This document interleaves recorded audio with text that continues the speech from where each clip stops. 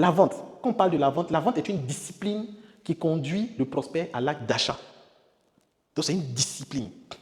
Pour être plus clair, le marketing vise à attirer le prospect dans la boutique, tandis que la vente l'amène à faire des achats pour qu'il devienne ton client.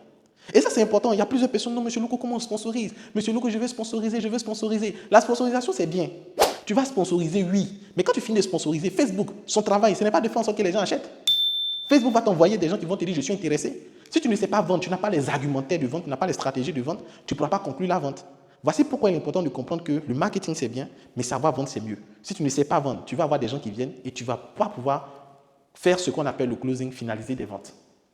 Conclusion, la vente se passe quand il y a achat, d'abord psychologique, ensuite la transaction monétaire.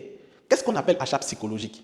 Est-ce que tu as déjà vécu la scène où tu as l'argent, tu vas l'acheter du pain, tu arrives à la boutique et puis on dit il n'y a pas du pain? Est-ce que tu as déjà vécu cette situation?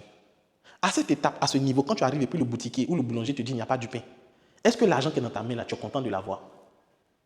Est-ce que tu es content d'avoir de l'argent? Tu as l'argent, hein? Mais est-ce que tu es content? Non. Pourquoi? Parce que psychologiquement, cet argent-là n'existe plus, c'est le pain que tu veux. Donc avant que quelqu'un ne sorte de sa maison pour aller faire le dépôt, c'est parce que de façon psychologique, ce dernier l'a acheté. Donc l'achat se fait en deux étapes. L'achat se fait déjà de façon psychologique. Quand quelqu'un se lève, il vient dans ton magasin pour acheter, en vrai, il avait déjà acheté le produit. Avant de venir, bon, pour ceux qui sont chrétiens, ils vont dire spirituellement. Ils vont dire non, l'achat a été fait de façon spirituelle. Donc il y a deux phases. Il y a la phase physique et la phase métaphysique de la vente. La phase métaphysique de la vente, c'est que de façon psychologique, la personne va se dire j'achète le produit.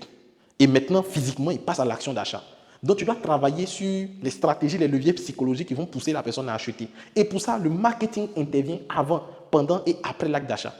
C'est le marketing qui va faciliter et t'aider à toucher l'achat psychologique de ton produit ou de ton service.